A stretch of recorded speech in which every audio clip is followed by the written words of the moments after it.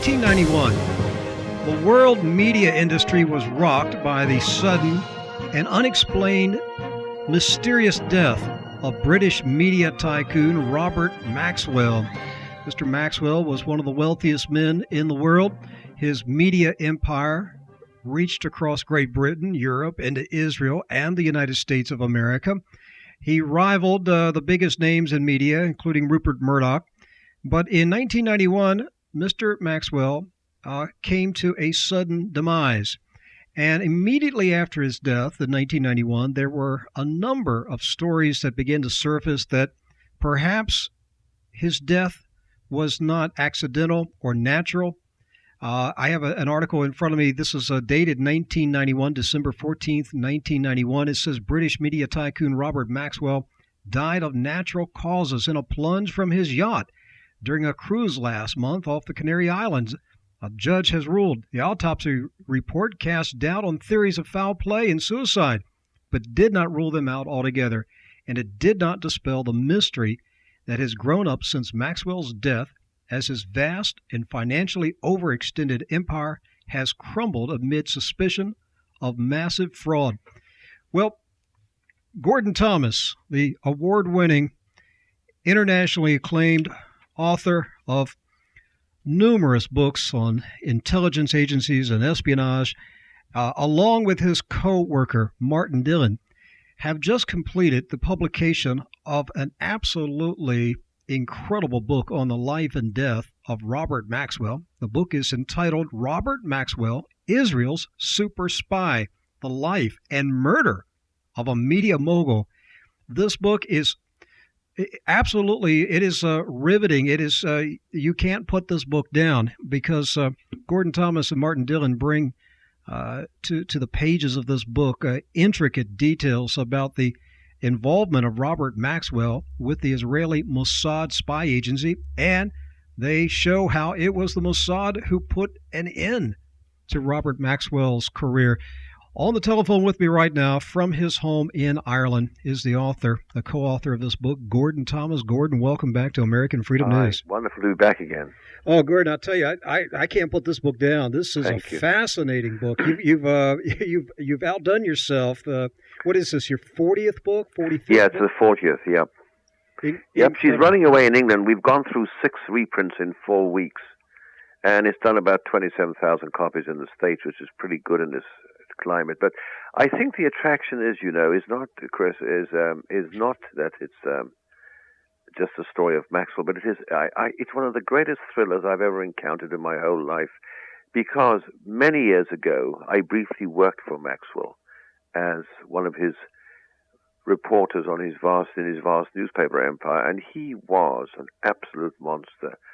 And I remember, and this is the man who made off with hundreds of millions, by the way.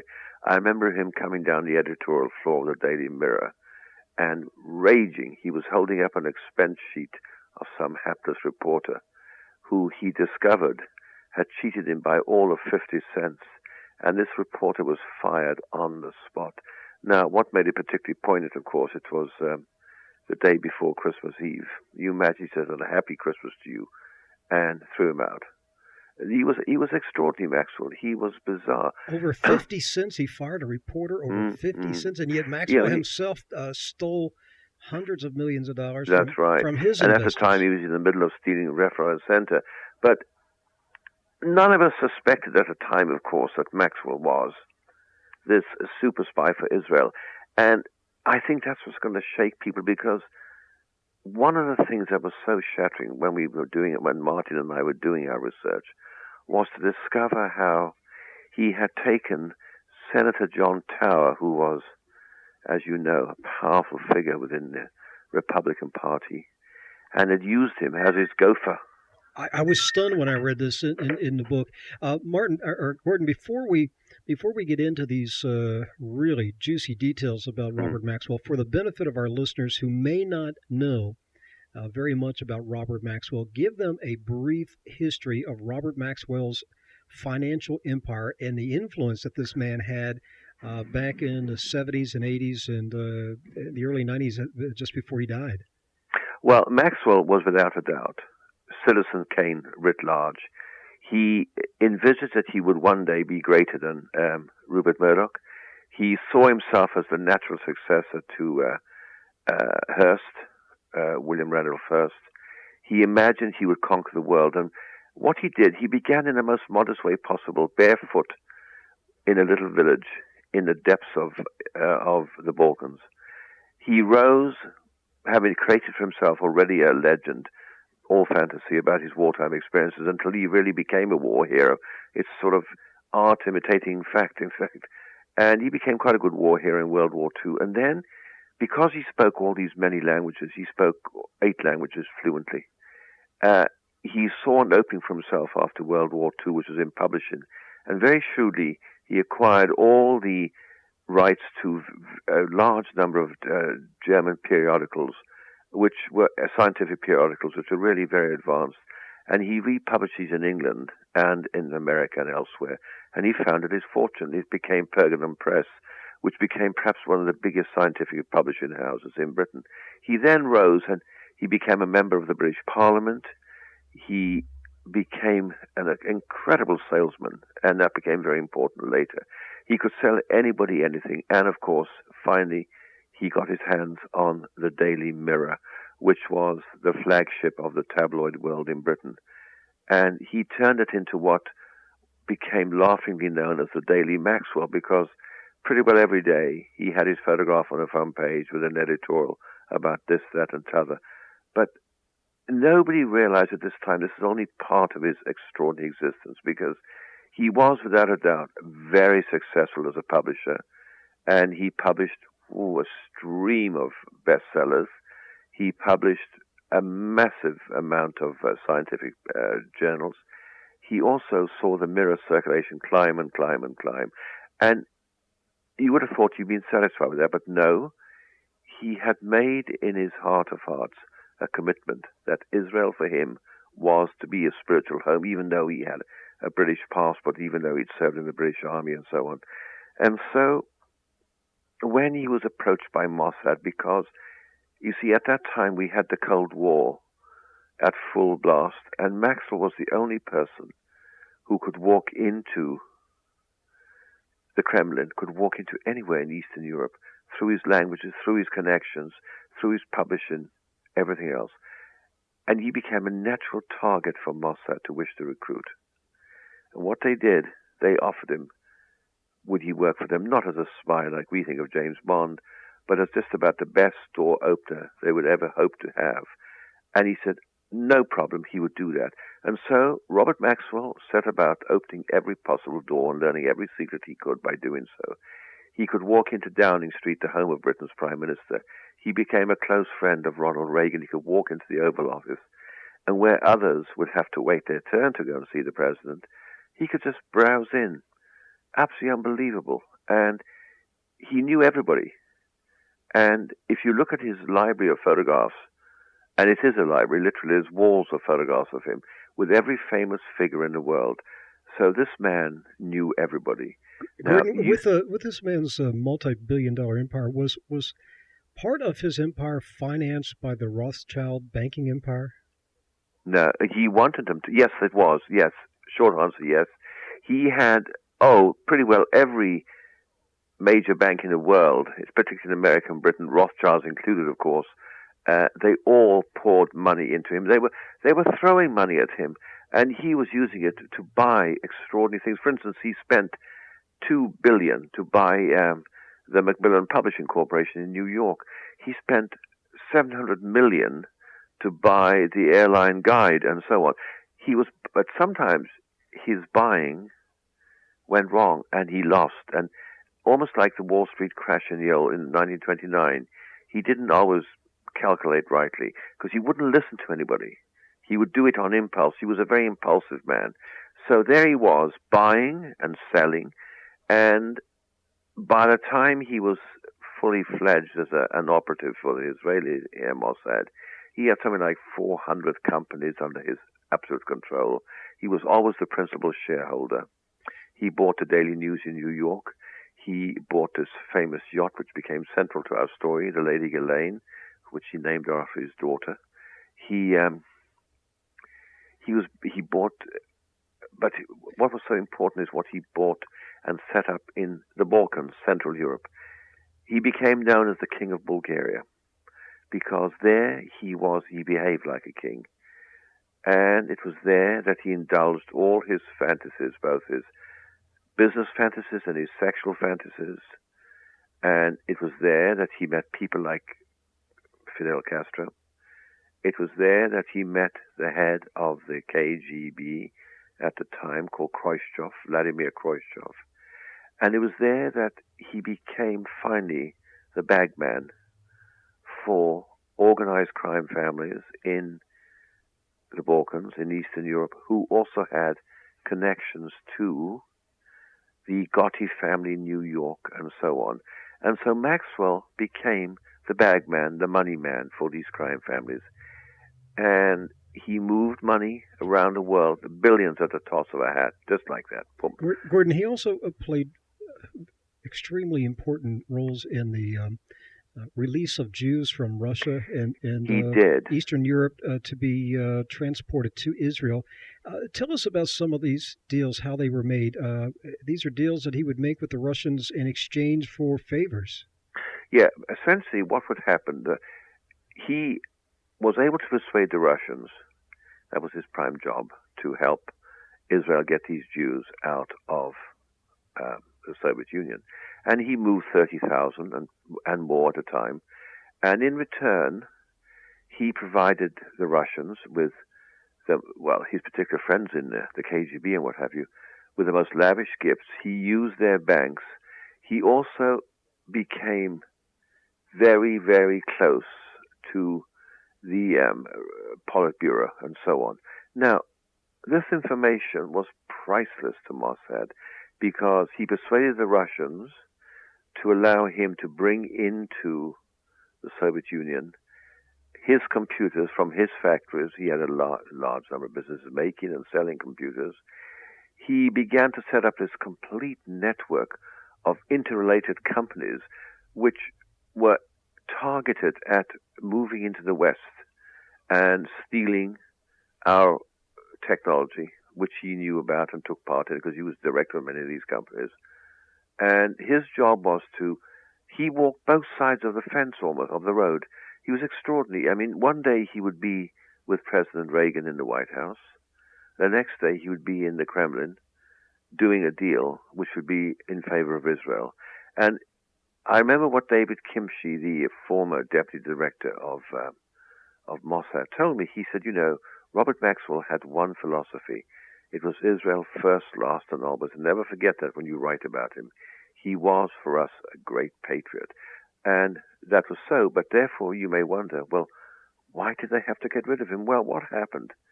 Maxwell became more and more in love with himself, I suppose, with his power, his authority, his connections. Nobody he felt could dare challenge him, dare say no to him. He once said, prime ministers come and go, presidents come and go, but I'll be here forever.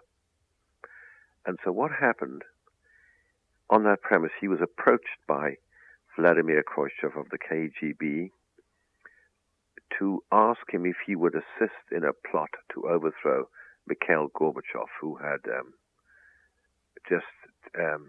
taken power in Russia and was bringing democracy, perestroika, into that devastated country. And Maxwell thought, where's the deal for me here? And they said, you can handle the national debt if we pull this off. And that would have meant a very good take for him because he's on 15% of everything he could get on that. So he went to Israel and he said to his friends at Mossad, how about this? Shall we get involved? We should get involved, he kept saying. And he outlined what the plan was. What he hadn't realized, he had totally miscalculated one thing. There were those high up in the Israeli government and in Mossad who were horrified at the idea that anybody would want to remove Gorbachev because it would immediately bring them into confrontation with the United States. America saw Gorbachev as the only possible hope for salvation in the Soviet Union, which was, a powerful threat. They thought against it still, though in fact it wasn't that powerful a threat as we were to discover. And the idea of overthrowing Gorbachev and probably assassinating him, with Israel being implicated through Maxwell, or perhaps even worse, implicated through other forces, horrified them, and they thought Maxwell has gone a step too far. At the same time, he was running out of banks. He was borrowing and spending and losing, and his once powerful newspaper empire was beginning to totter, partly due to union troubles. He couldn't stave off huge expenses, never mind the 50 cents, that poor reporter, but he was running into huge bills, printing difficulties, all the things that we've seen Murdoch deal with and overcome successfully, I think. Maxwell couldn't, and he was losing money. Money was pouring out. I believe you pointed out in your book that at the time of his decline, he was about $2.2 billion in the red, and his creditors really didn't know how bad it was. They just, each of the creditors knew that they were losing money, but nobody really knew how deeply in debt Maxwell's empire was running at the time. And so Maxwell, according to your book, Maxwell was running scared. He knew he was sinking and sinking fast, and he had to come up with a way to get out of debt. So the pressure was on Maxwell to make a deal with somebody who could bail him out financially. Right. Just recently, Gordon, I interviewed Mr. William Hamilton, the president of Inslaw, and we talked to him about how the Israeli Mossad stole his PROMIS software. That's right. And you brought that out first in your book, Seeds of Fire. Mm-hmm.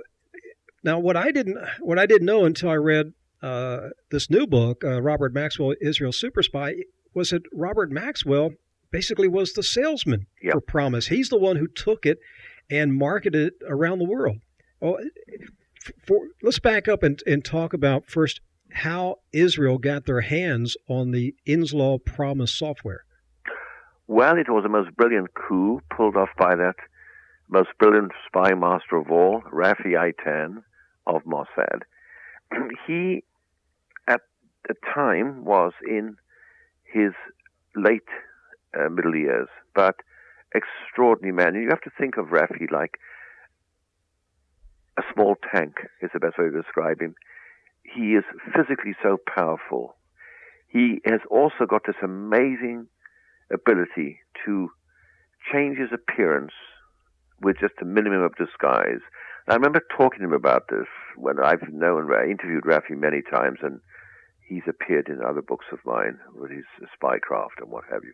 And he said, all this stuff about beards and all this stuff for disguise is all nonsense, he said. All you need to do, he said, is put cotton wadding in your cheeks or up your nose. You need to wear a pair of glasses.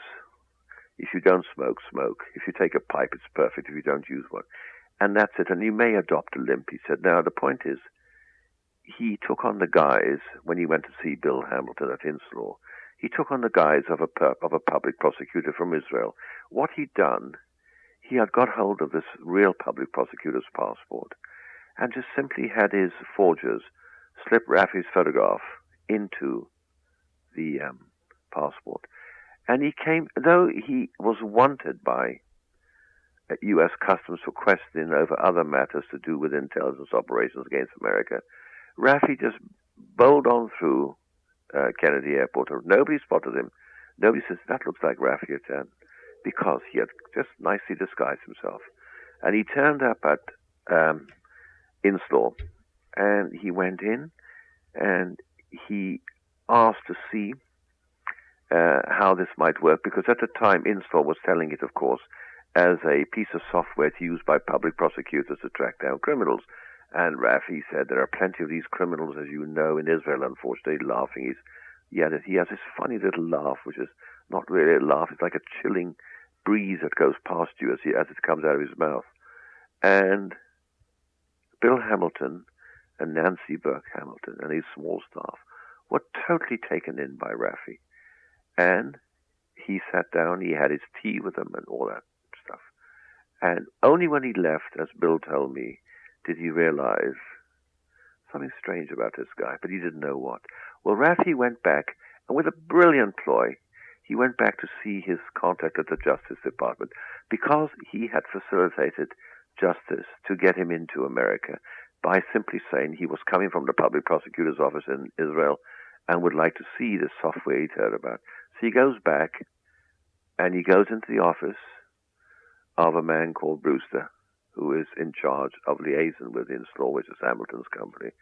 And Rafi says, so Bruce said, how did it go? And Rafi says, wonderful, very. He said, oh my God, he said, I forgot something. And Bruce said politely, what did you forget? He said, I forgot to ask Mr. Hamilton for a copy of his software. Now, Rafi knew instinctively if he'd asked Bill for that copy, he would never have got it, of course, because Bill wasn't going to part with that priceless software of his. Brewster said, no problem, Mr.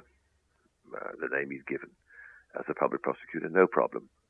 And he gave him a copy. And Rafi said to me, sometimes you don't have to work very hard to pull something off. And that's how he got it. He goes back to Israel now. A Justice Department official just literally handed to one of the top Mossad agents, handed the promised software. Absolutely. And this, of course, has become a matter of huge grief for Mr. and Mrs. Hamilton and Install. And as you know, they are still battling through the courts to get justice for themselves without any success so far. But Rafi goes back to Israel, and he recognizes, well, I just can't lift this as it is. I need to do something more than that. And he sits down with that other rogue of the story, who is Ari Ben-Menashe, who'd worked for him. And Ari Ben-Menashe had been a very senior intelligence officer who had fallen foul of the Israeli intelligence establishment and was now outside the loop, so to speak. Well, they sat down, and Rafi sat there and said, what do we need? What do we need? He said, I know what we need. We'll deconstruct this, take it apart, rebuild it. But nobody can ever accuse us of stealing it because it'll look different. So his people took time to do that. They did it. But they then said, we need something else, Rafi said. We need to know what people are doing with this. And he said, I know what we need, a trapdoor. Now, this trapdoor would not be a trapdoor like we think of a trapdoor falling through. It would be a piece of something inserted in the software, which to this day, people don't know. They try to find it. It's amazing. What it does, it's a little device which goes into this piece of software. And if you take the thing apart, the device just goes, gone. And the Israelis said, we can do it, but we shouldn't build a trapdoor here because it may be traced by the CIA, who are good at this, or the British intelligence, who are equally good, traced back to us, and then we have a problem. We need to be absolutely undetectable. So Ari Ben-Menashe said, I know a place. And he came to California, and he talked to this guy he'd known some years ago who ran a little company in California, and he persuaded him to build the trapdoor. He gave him $5,000 in cash for it. And the guy said, I know it's no question time, but is this for Mossad? And Ari said to him, as he told me, you're right, it's no question time, and laughed and walked away. Now, they installed the trapdoor, then they had to test it. And so they went to another element in this story, a man called Earl Bryan, who's now doing time in the penitentiary for mass fraud and what have you. And Earl Bryan had been very close to President Reagan and had, in fact, worked for him. And actually, Gordon, I worked for a brief period of time for Earl Bryan. Right. So you know a bit about him. Back in the 80s, yes, I do. I worked for him just before he went to prison. Right. He owned several television networks. That's right. He owned the Learning Channel, and he owned. He's a clever guy, no question. Oh, the Financial News channel that later was sold to CNBC. Well, that's the man. Well, now what happened? At the time he had a company called Hadron, and this company was a specialist company. So Rafi used this company to test out if the trapdoor would work, and they ran the test against their neighbor, Jordanian intelligence, and it did work. But both Ari Ben-Menashe and Rafi Eitan came to the same conclusion very quickly. Earl Bryan, for all his brilliance and willingness and all this stuff, did not have the resources that they wanted. And they said one word. Robert said, Ben-Menashe and Rafi completely said, yep, Maxwell. He's the man. So Maxwell was hauled in, and he immediately saw for himself this was a wonderful chance to make money. And he didn't understand software at that stage, but my goodness me, he was on a fast learning curve. And he set off to sell Promise, which was the name of the software. And the ironic thing is, and the cheeky thing is, that Rafi Eitan decided, and this is what really, really does tick off poor old Bill Hamilton, is this. Rafi Eitan decided, oh, I'll keep that name Promise. It's such a good name for selling. And so he stole it. Not he stole the name as well. And he actually sold it as Promise. Oh, yeah, it's still sold as Promise. Now, he went off around the world. Maxwell then became not just super spy, but ultra super salesman. He went off round the world, and he pulled it off brilliantly. Gordon, briefly explain to our listeners why Mossad wanted Maxwell to sell this Promise software to other government agencies around the world. He sold it, I guess, to Canada and European nations. What was Mossad's hidden motive in getting this Promise software into the government computers of other nations? Well, very simply, it gave Mossad an inside track view of what was happening when everybody was using Promise. Sitting in Tel Aviv, Rafi Eitan and his technicians would know exactly what was going on in those departments, in those people using it. For instance, excuse me. For instance, he saw, and by the way, Eitan didn't just say the government's big, but government's small. For instance, he went to his first client was Zimbabwe, Robert Mugabe, and he told Mugabe how to use it to track white farmers who may be plotting against him. It's very simple how it works, yet very, very complex. With a piece of paper, once, I'm sure Bill Hamilton has said it much better than me, but with a single piece of paper, you can pretty well track anybody in that person's life, where he's done, his phone calls and so on. It's like a never-widening ripple that goes on, and the information is just priceless when it comes back, because it's all sorted and coded for you and decoded and so on. Well, what he was able to do, by selling it, for instance, he would go to the Russians and say, you need this to keep track of what your little friends in the Soviet satellites are doing, and Khrushchev said, you're absolutely right. And Maxwell would demonstrate it, and the Russians, KGB, would have it. But what they didn't realize, sitting in Tel Aviv, there were people listening to what the KGB were doing.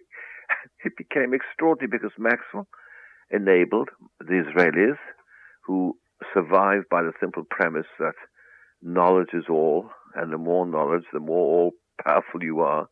They were able to listen into the Syrians. Maxwell sold it at cut-price lots to the Egyptians. He sold it everywhere. I have a feeling, Gordon, that this Promise, the early version of Promise, I have a feeling that it is most likely the foundation for DARPA's new Total Information Awareness data mining program that Poindexter's setting up in the Pentagon. Because I have no doubt that's what they're going to do. They're going to track every electronic transaction and communication of every person in the United States. And I just have a good feeling that Promise was the foundation for this Super Snoop software. It was, and the ironic thing is this: Mr. Hansen, the renegade rogue FBI agent, he passed it to his Russian Soviet controller, Russian controllers rather, and he got money for it, of course. And they sold it to bin Laden. And I have just done an op-ed piece on this, because today bin Laden has survived because, and Hamilton has confirmed this to me as well, because he has a version of Promise which enables him to be ahead of us when we're looking for him. You see, the advantage is, with this Promise system, you can do the most astonishing things, and this is a terrifying thing. I'm sure Bill Hamilton told you this, how efficient it is. It is reckoned to be, within the intelligence world, perhaps the most priceless piece of software ever created, and it's still so valuable today. But bin Laden has a copy now. Now,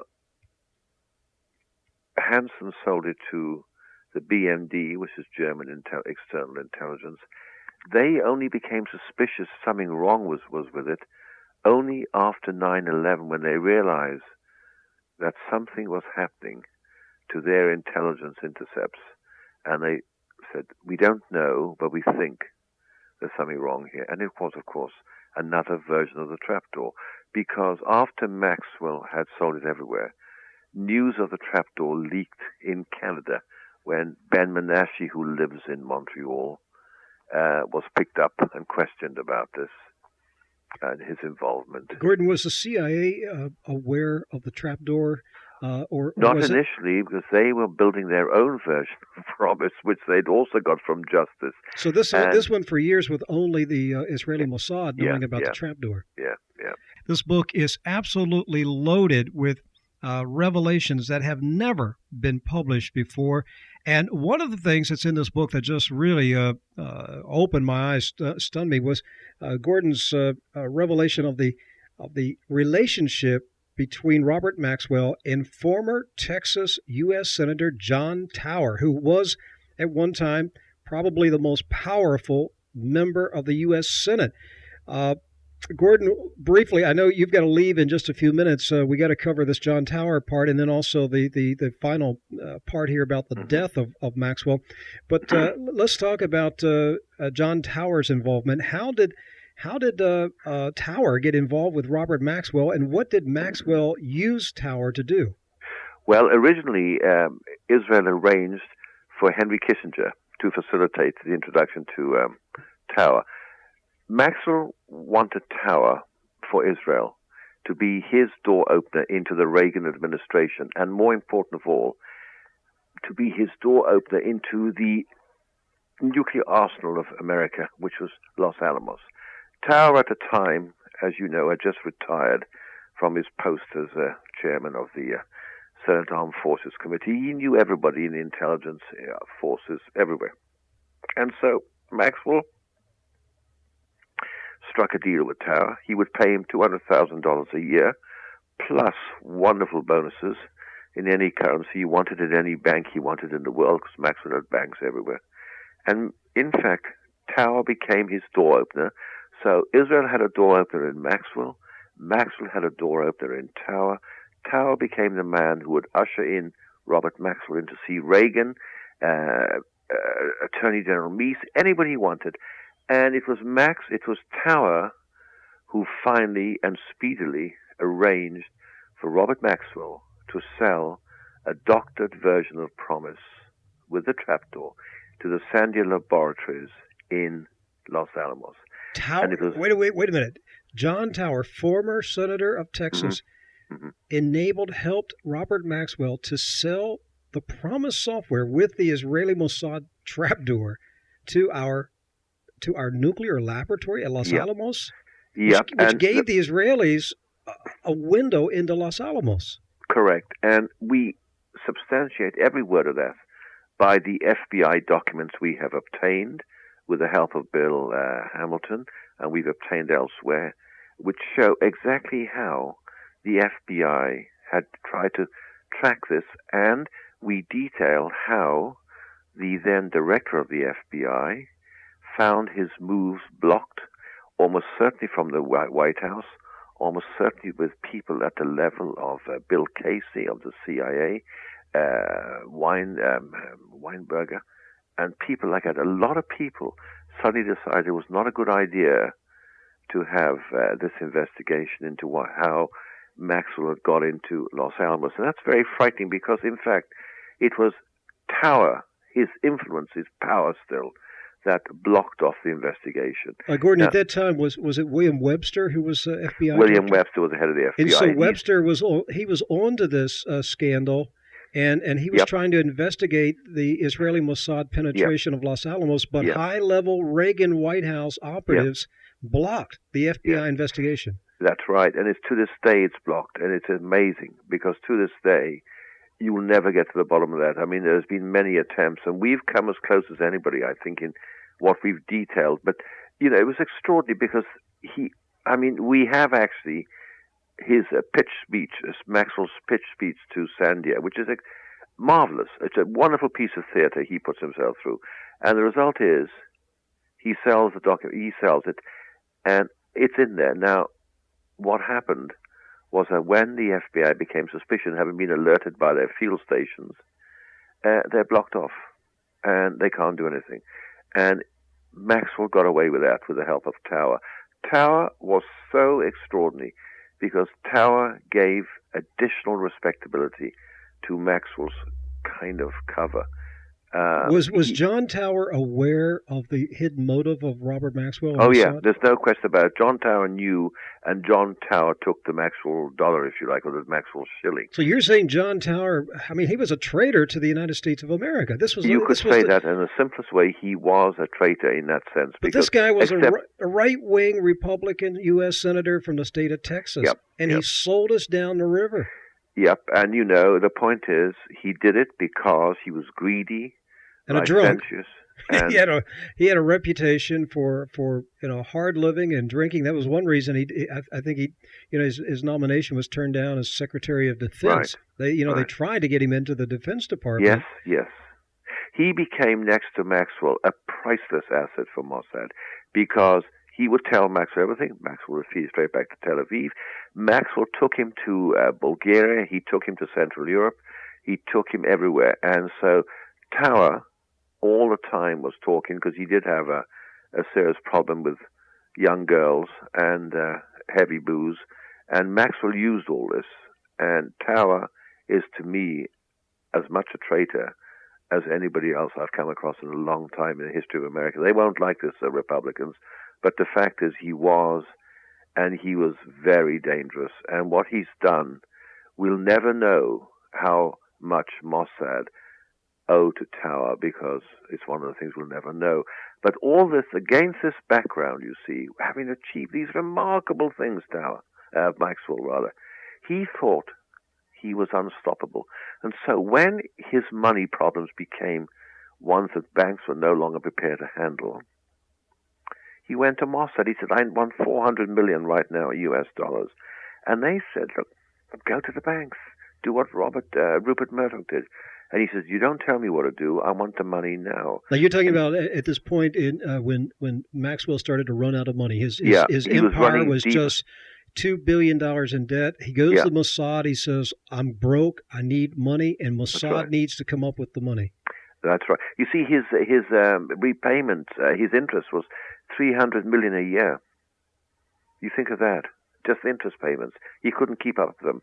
And he was juggling day and night. And, and he wanted... So Mossad told him, just do what Rupert Murdoch did. Go to your bankers, plead mercy, and ask them to refinance. But that's right. But Maxwell was too arrogant, too proud. Absolutely right. And so he began to threaten Mossad. He did indeed. And you see, he'd also lost the wise counsel in some ways of Tower. Tower was by then dead in a mysterious plane crash. Now, one of the interesting things we discovered in our investigation, how many people around Maxwell who were quite key have all died mysteriously. We have a whole section on that.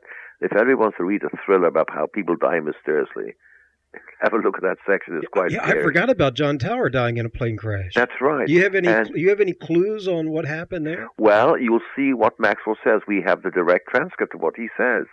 He says, who knows? It might have been ...